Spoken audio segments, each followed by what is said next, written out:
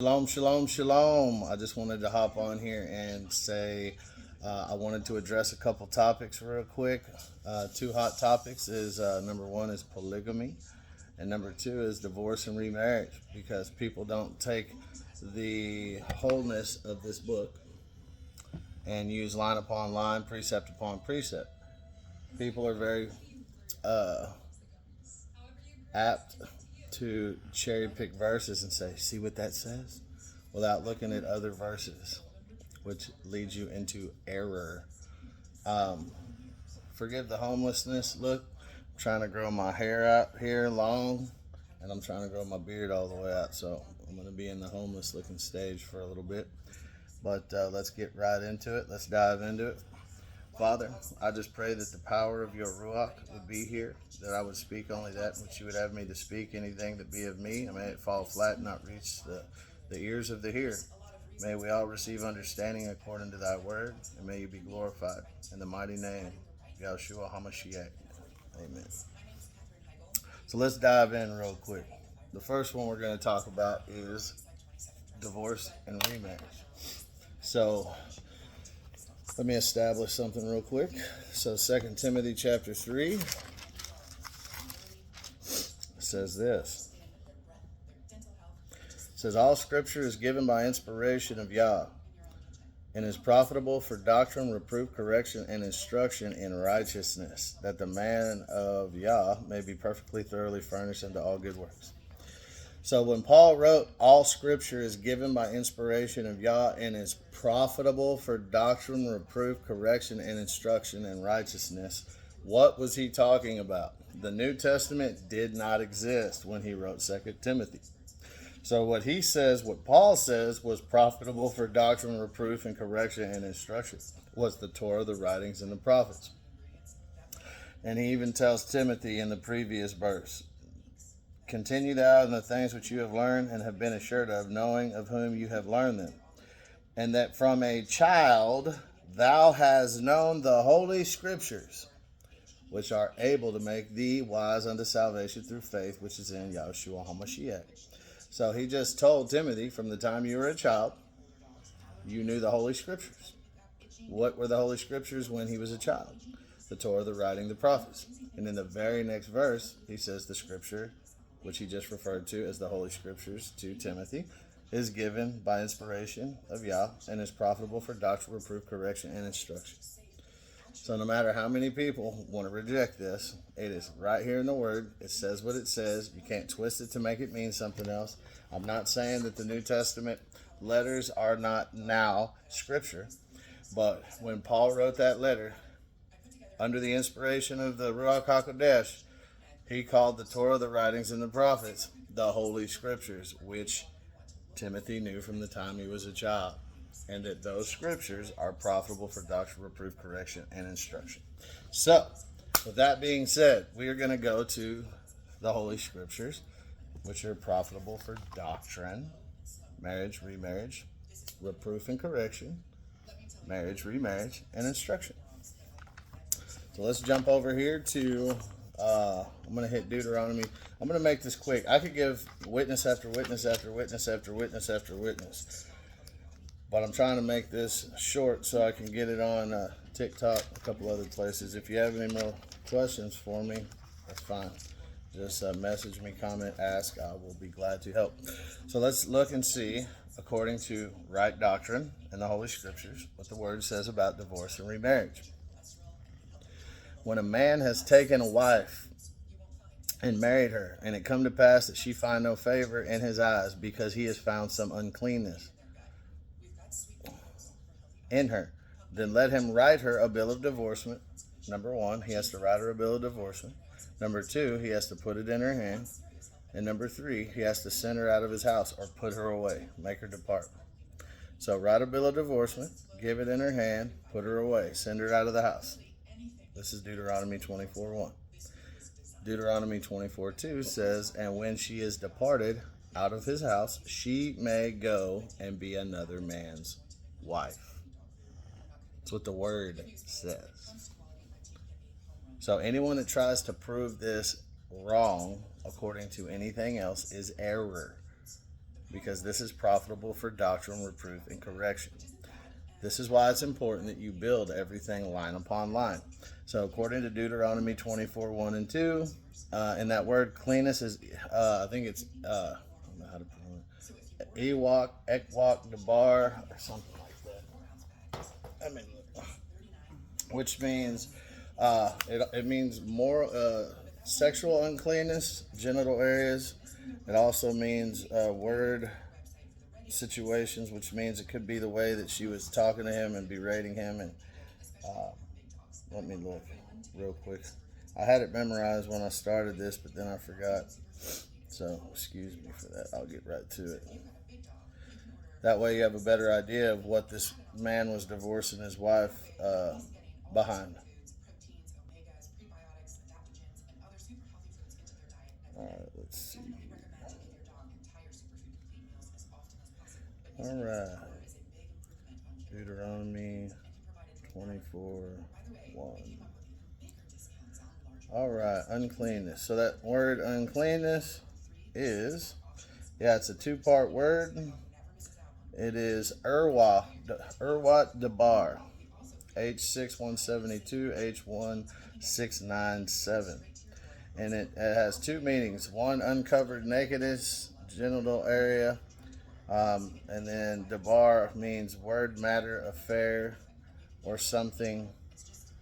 So what it means is, number one, Urwat, which talks about the nakedness, the genital areas, which could mean two things. It could mean sexual uncleanness, like she committed adultery or fornication, or I researched it in length earlier. It could mean, or she exposes herself in a sexual manner which is unbecoming of the father.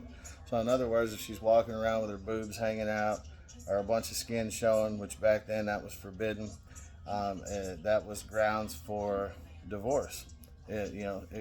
Showing yourself over sexualized, showing your boobs, all your legs, all that was a no-no, and it was considered uncleanness, and you could be divorced behind it. The second part means word, matter, and affair. So it could mean the uncleanness, and it could mean she was verbally abusive, and fighting, and so it meant a couple of different things right there. Urwat Debar. So the uncleanness could be sexually moral, committing adultery, or it could mean she was being sexually promiscuous as far as exposing her boobs and her legs and all that stuff. So it says right here that if he found some uncleanness in her, then let him write her a bill of divorcement and give it into her hand, send her out of his house. And when she is departed out, she may go and be another man's wife. You can't take white out and blot it out. It says what it says. She can be another man's wife. Period. Divorce and remarriage is allowed according to the law. So, now let me show you. We're going to go to the Messiah. And we're going to go to Paul. I'm going to address these verses that everyone's like, look at that. That means you can't remarry. Well, here. Everything has to, we all know that the Messiah didn't teach against the Torah. Could not teach against the Torah. The only thing he could do is elevate it and make it more stricter. Because Isaiah 42:21 says that he will come and magnify the law and make it honorable. Right? So I'm going to give you an example of that. When it comes to marriage, that's one of them. So it says right here, you have heard it was said of those at old times that thou shalt not commit adultery. Okay, wrong verse. Verse 31. It has been said, whoever shall put away his wife, let him give her a writing of divorcement. Remember, put away means send out. Put her away. Make her to leave. She departs. Right? And back then, a lot of men put away their wives, but did not give them a writing of divorcement, which meant when they went out and go to marry another man, they'd be committing adultery because they weren't given the writing of divorcement. They were just put away. And so it says right here, it has been said, whoever shall put away his wife, which means make her leave, let him write her a writing of divorcement. So before putting her out and making her leave, you have to write her a writing of divorcement. Many times in history, people did not do that. There's examples of it today in Judaism, where people have been, wives have been put away and cast out, but not given a writ of divorcement, which means they're not allowed to marry anyone else. So they're stuck in Judaism like that. Well, it says right here, but I say to you, whosoever put away his wife, saving, except for, but I say, except for the cause of fornication, you cause her to commit adultery. Notice how it didn't say divorce, it says put away. Therefore, whoever shall put away, make her leave, depart, send her out, his wife, except for the cause of fornication, causes her to commit adultery. Why? Because he didn't give her a writing of divorcement. He just put her away. See, the reason he allowed the putting away of the wife for fornication is that is automatically severing the covenant. When you commit sexual fornication, you automatically sever the covenant. You don't have to have a writing of divorce. You can just be put out because you've already severed the covenant. That's why he says right here, the Messiah says, but I say, he said, it's been said, whoever shall put away his wife, make her leave, let him give her a writing of divorcement. So you have to legally divorce her to put her away, send her out. But I say to you that whosoever shall put away his wife, make her leave, except for the cause of fornication, causes her to commit adultery. See, so if you put away, make your wife leave, and don't give her a writing of divorcement, then you're still married, except for the cause of fornication, adultery. So he says you can put her away for that. You can just make her leave for that because she's already severed the covenant. That's what the word teaches. And then it says right here, and whosoever shall marry her that is divorced commit adultery. And they go, look right there. But what they don't understand is that's an improper translation. The same word for put away is used for divorced. Same thing. Means put away. So in other words, whosoever shall marry her that is put away commits adultery. And they're like, oh no, you're changing that word. Okay, well let's go to another witness then if you don't think that's what that means. Matthew chapter 19. Says it right there clearly, correctly translated. Verse 9. And I say to you, whosoever shall put away his wife, except it be for fornication, and shall marry another, committeth adultery. And whosoever marrieth her which is put away, commits adultery. Notice how it doesn't say divorce there, like it did in Matthew 5:32. Why? Because it was a wrong translation. Remember, men translated these scriptures and can make scribal errors and mistakes and wrong translations. This is a King James Bible, and King James was a homosexual, among other things. Anyways, it's for another video. So, if you put away your wife, the only way you can put her away and just send her out of your house is if she has committed fornication and adultery, because it immediately severs, boom, the marriage vow, done. Done. That's what the word says. Anything other than that, it says that you can write her a certificate of divorce and send her out. So it doesn't have to be just fornication and adultery. That's what the word teaches. We already read it. We saw it. Uncleanness can mean two things. It can mean sexually promiscuous, like showing your boobs and all this other stuff. It can mean fornication and adultery. And it can mean the way you talk and the way you treat, which is abusiveness towards your husband. So divorce was allowed for that according to the law in Deuteronomy 24. And then the Messiah comes and talks about the difference between putting away and divorcing, because we see that divorcing was allowed by the law, but he's addressing putting away. Putting away is not divorcing. That's why we saw it in the law, the Torah. It says you have to write her to bill a divorce, give it to her, then put her away, send her out, get rid of her, make her depart. That was the 3 steps that you had to take. And that's why he says right here. And so that's clear. I'll even address Paul's writings, because I know everyone wants to go to Paul like Paul can override the Messiah, which he cannot. So Paul teaches against the Torah or the Messiah. He's a false prophet and can't be trusted. But people will quote Paul like Paul overrides God, like he overrides the Messiah, which he doesn't. Because if any of us try to teach against the Messiah, we'd be called a false prophet. So if Paul does the same thing, he's a false prophet. He can't be trusted. So everything has to line up with the Torah and the Messiah. So let's see. People run to this verse and be like, look, it says it right there. Romans chapter 7. It says, know ye not, brethren, for I speak to them that know the law, how that the law has dominion over a man as long as he lives. For the woman which has a woman which has a husband is bound by the law to her husband so long as he lives. But if the husband be dead, she's loose from the law of her husband. So then if while her husband lives she be married to another, she shall be called an adulteress. But if her husband be dead, she is free from the law, so she is not an adulteress. And they say, look, right there, she's bound by the law. He's bound by the law as long as they live. They got to stay together. If they marry anyone else, that's adultery. No, you're not rightly dividing the word. Because the Torah, the law, says you can be remarried to another man. You can be divorced and remarried. So this can't say the opposite, because they have to line up together or somebody is false. And we know that it's not the father. So what is this talking about? It's talking about a general rule that if you're married, you're bound by the law to your husband or your wife. Everyone knows that. But it also says in Deuteronomy 24:1, the divorce and remarriage is lawful. So what is this saying? It's saying, if then while her husband lives, she be married to another. So in other words, if she decides to leave her husband and there hasn't been a lawful divorce and she goes to marry another man, she will be called an adulteress. Why? Because she's still married. He didn't give her a writing of divorcement and send her away. So she's not free to remarry according to the Torah. Line upon line, people. Here, I'll even give you another example. I'll even pull out of another one of Paul's writings. It's amazing how people can mess this stuff up.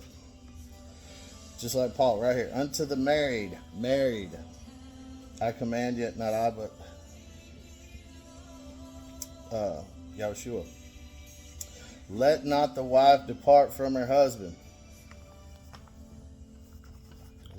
Romans 7. Let not the wife depart from the husband. But and if she depart, let her remain unmarried, or be reconciled to her husband. What? If she departs?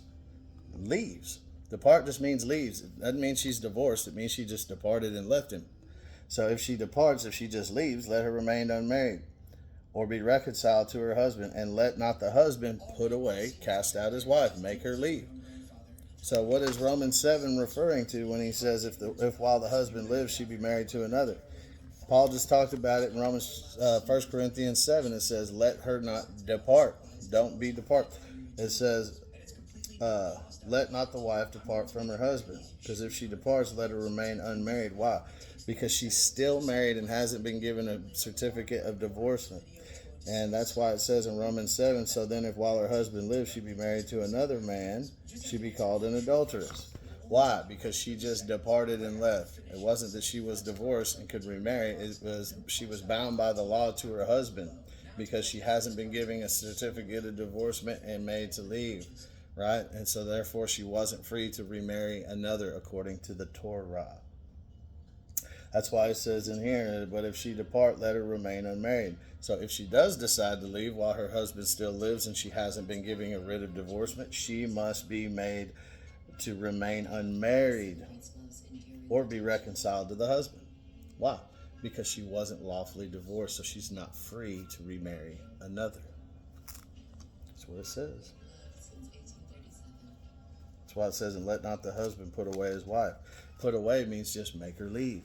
We talked about that. You can't just put away your wife, except for the cause of fornication. That's what the Messiah said. If any man put away his wife, except for fornication, he causes her to commit adultery. Why? Because she's still married. So if he puts her away, which says leave, get out, go, put her away, it must. The only reason he can tell his wife to immediately get out is for fornication and adultery, because she's severed the covenant. And he says anyone that puts away his wife except for that reason causes her to commit adultery. But if he does put her away for that reason, she's free to remarry another because she's legally severed the covenant. This stuff is textbook, easy to understand. And then the wife is bound by the law as long as her husband liveth, but if her husband be dead, she is at liberty to be married to whom she will, only in the Lord. This is talking about in a perfect situation where there is no divorce. There is no adultery. There is no nothing. She's bound by the law to him. And then if they stay together and there is no divorce, then it says when he dies, she's free to be remarried, but only someone who is in the Lord. Textbook easy stuff, guys. Easy stuff. Because there's difference between putting away and divorcing.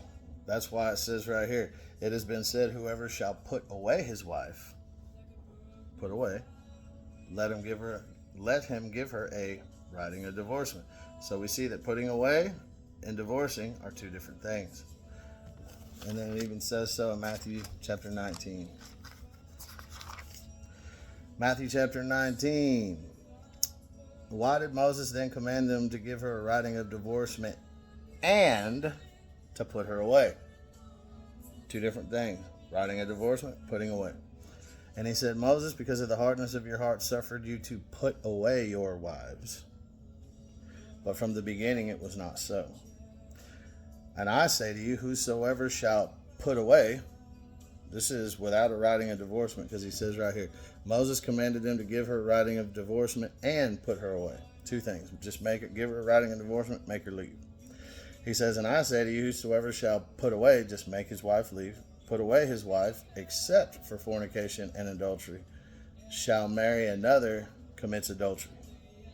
So you can't put your wife, just tell her to leave, and then go marry somebody else, except if it be she committed adultery or fornication. Otherwise, you commit adultery by remarrying.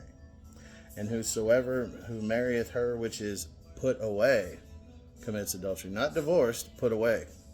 Whoever marries her which is put away commits adultery.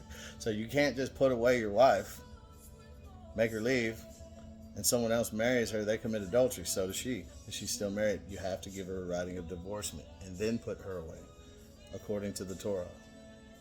Very easy to understand, but people read into that. Put her away. See, that means divorce. No, it doesn't. It means made to leave.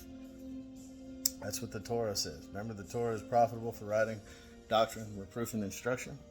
Now let me hit one more real quick. And I could go on and on with that one, but let me hit, I hit enough to prove it beyond a shadow of a doubt. You can be divorced and remarried lawfully, according to the word. I just proved it. Several areas. Line upon line, precept upon precept. Point blank. Now you can twist these and say, no, that's not what it means. Yes, that's exactly what it means. Because the word doesn't contradict the word.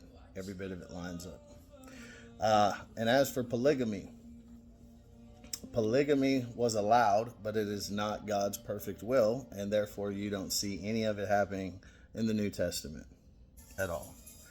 And I'll give you a perfect example. Let's read Matthew 19 where it talks about marriage, and we're going to pull from there. And it came to pass that when Yahushua HaMashiach had finished these sayings, he departed from Galilee and came into the coast of Judea beyond Jordan. And great multitudes followed him, and he healed them there. The Pharisees came tempting him and saying, is it lawful for a man to put away, not divorce, but put away, make his wife to be made to leave, put away his wife for every cause? And he answered and said unto them, have you not read that he which made them at the beginning? See, the Messiah refers to the beginning as the example. He doesn't refer to multiple wives allowed in the Torah. He refers to the beginning. Beginning. Beginning. Have you not read, Messiah's words, he which made them, Adam and Eve, at the beginning, made them male and female. One man, one woman. He's quoting Genesis chapter 1, verse 27, Genesis 5:2. And he said, for this cause, for what cause? That he made them male and female, one man, one woman. And for that cause shall a man leave father and mother and cleave to his wife. Not wives, wife. How do we know it's not wives? Because in the same verse he says, and the two Not the 13, not the 3, not the 4, not the 5, not the 8, not the 10. The 2. 1, 2. And the 2, man, woman, the 2 shall be one flesh. Not the 4 will be one, not the 8 will be one, not the 10 will be one, the 2. And what did he use? He used the model of creation. He said, have you not read? He which made them, Adam and Eve, 2, at the beginning made them male and female. And for that cause that he made them male and female, 1 and 1, the man shall leave and cleave to his wife. How do we know it's one wife? Because he used Adam and Eve as the example of creation. One man, one woman. So the man shall leave his family and cling to his wife, because there was only one woman, one man. That's your model. That's your design. And the 2, not 3, not 4, not 5, not 6, the 2 shall be made one flesh. Genesis 2:24. And then we can even see when Noah entered the ark, right? 7 of the unclean, or 7 of the clean, 2 of the unclean, right? They went in 2 by 2, 7 by 7, right? Noah went in with one wife. 3 of his sons went in with one wife. Wherefore they are no more 2, verse 6, but one flesh. So here it is repetitively, 2 and 1, 2 and 1, 2 and 1, 2 and 1. Therefore, what Yah has joined together, let not man put asunder. And you're going to say, but it was allowed in the Torah. So was putting away your wife for any reason. But the Messiah came and corrected it. How do we know? Let's read. They said unto him, why did Moses then give command? Notice that the Messiah was the mouthpiece for the Father, even in the Old Testament. And notice it didn't say why did the Father give the command. It said, why did Moses? Moses allowed it, not the Father. Moses, not the Father. Moses. They said unto him, why did Moses then command to give a writing of divorcement? And how do we know it was Moses? Because the Messiah comes right back and says, Moses. Not me, not my father, Moses. Moses then command to give a writing of divorcement and put her away. And he saith unto them, you have to catch this. Moses, because of the hardness of your hearts, allowed you to put away your wives. Moses allowed you to put away your wives. But, here he goes referencing creation again. From the beginning, it was not so. Moses allowed you to put away your wives for whatever reason.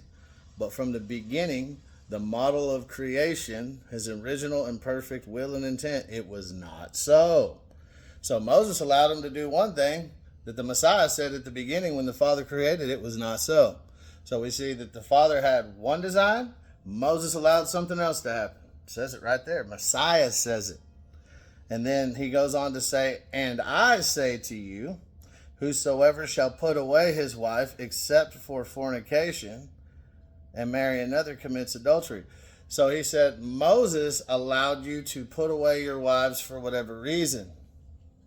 But I tell you, there's one reason you can put her away. And that's it. So right there, he made nil, void, and destroyed any other reason to put away your wife. So when you go to Torah and say, I can put away my wife for anything. No, you can't. Well, it's right there. Well, I'm showing you right here where the Messiah said it was allowed back then. But today, I'm telling you, you can't do that anymore. You can only do it for one reason. He changed what was written in the Torah. In this one circumstance, he says, Moses allowed you to put them away for whatever reason because your heart was hard. But from the beginning, it was not so. But I'm telling you, except you put her away for just one reason, you can't do it. So you can't go back to the Torah and say, I can put her away for any reason because it says right here, Moses said so. No, you can't. because Messiah said it was allowed for a time, but I'm telling you, you can't do it no more except for one reason. So in the same way, putting away your wife was allowed by Moses for a time, and Messiah came and corrected it and says, you can't do this anymore. It's the same thing for polygamy. Because he's not saying, he said, well, it was allowed for a time. But right here, where the Pharisees ask him about divorcing his wife, he references creation. From the beginning. Just like he told him. Moses allowed it for a time, but in the beginning, it was not that way. So in the beginning, it was allowed for a time by Moses, polygamy, but in the beginning, it was not that way. That's why it says, have you not read? He that made them at the beginning, Adam and Eve, male and female, 1 and 2, made them male and female. For this cause a man shall leave father and mother and shall cleave to his wife. He references the creation model. Made them, male and female, Adam and Eve, leave father and mother, cling to wife. That was his example. Wherefore they are no more two, but one. I could go on and on and on. But I just proved to you that divorce, putting away for whatever reason, was allowed for a time in the Torah. But he says right here, but I'm telling you, you can't do it except for this one thing. And we read in Torah where it says that you could put her away for the way she talks and this and this and that. Right? But he says you can't do that no more. You can only do it for one thing. So what was allowed for a time by Moses is not allowed anymore. Because he says you can only do it for one thing. When he talks about the marriage model, from the beginning, it was not so. So polygamy was allowed for a time by Moses in the Torah. But the Messiah references the creation again. From the beginning, it was not so. And it's right there. Have you not read? He that made them male and female. That's it. 2. And then it says right here, the 2 shall become 1. That's it. That's the creation model. In the same way, putting away was allowed for a time. Messiah said, nope, can't do it no more. Except for one thing. Polygamy was allowed for a while. But then the Messiah came and references creation model. Male and female, 1 man, 1 woman, 2 shall become 1. That's it. Have you not read? And then you can go through the New Testament and look, there's no one with multiple wives living in polygamy anymore. Why? Because it was not allowed to be so any longer. So you can go to the Torah and say it's written in the Torah. Yeah, it is. So is putting away your wife for any reason. But the Messiah says right here, you can't do that no more. Who are you going to believe? The mouth of the Messiah who speaks for the Father? Because the Father says, and the Father said in the book of Deuteronomy, says, I will raise up a prophet from among your people and I will put my words in his mouth. I'm going to believe the Messiah. Because the Messiah came to magnify the law and make it honorable, Isaiah 42. What's the magnification of it? Showing you the heart of it.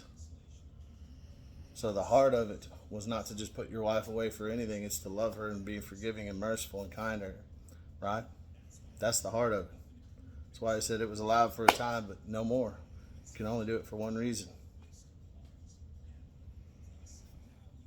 And then he talks about husbands and wives, and he references the creation model. Have you not read what he did at the beginning? Male and female, 1 dude, 1 woman. That's it. Man shall leave his father and mother, cling to his wife. The 2, not 3, not 4, not 5, not multiples, shall become 1 flesh. Wherefore they are now more, not 2, but 1. It's right there, if you're willing to receive it. Polygamy is not allowed any longer. The Messiah references the creation model. Period. Shows right here, because of the hardness of your heart, Moses suffered you to put away your wives for whatever, but from the beginning, it was not so. So, what the Father intended at the beginning Moses allowed, and then the Messiah came and said, not no mo. Not no mo.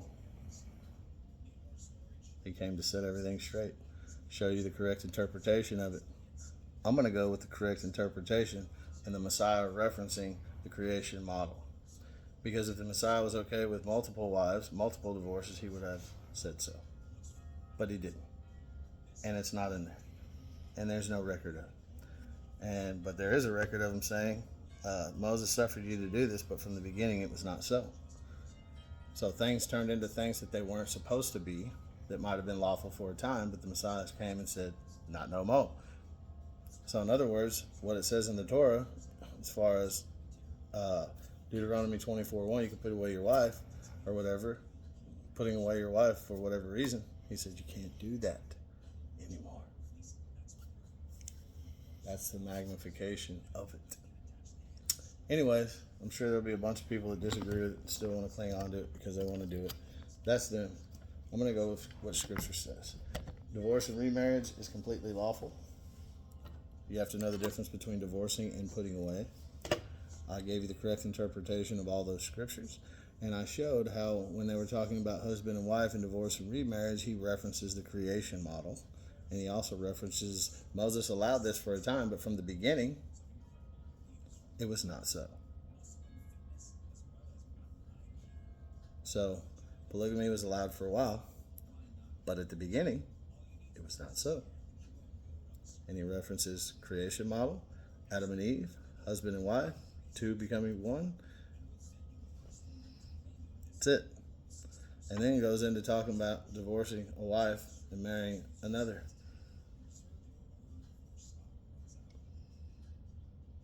Think about this. If polygamy was still allowed, he could put away his wife and marry another woman and not be committing adultery. But it says right there, Matthew chapter 19, he who puts away his wife and marries another commits adultery. Why? Because he's still married. If the Father was okay with polygamy, then it wouldn't say if you put away your wife and marry another, you commit adultery.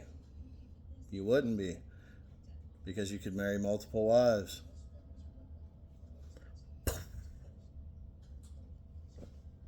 All you got to do is follow the text. I pray, Father, that you give people the understanding. Polygamy is a no. And anymore it's not. And putting away your wife for whatever reason is a no more, according to the word, which says Moses allowed it, but from the beginning it was not so. But I say, now you can't do that no more. And when he references divorce and remarriage, he says if a man puts away his wife and marries another, he commits adultery. Guess what? If polygamy was allowed, you wouldn't be committing adultery. You could put her away and marry 15 other women. Bet you didn't think about that one. Polygamy is not allowed anymore. Divorce and remarriage is lawful if it's done biblically. Love you guys. Shalom, my homies.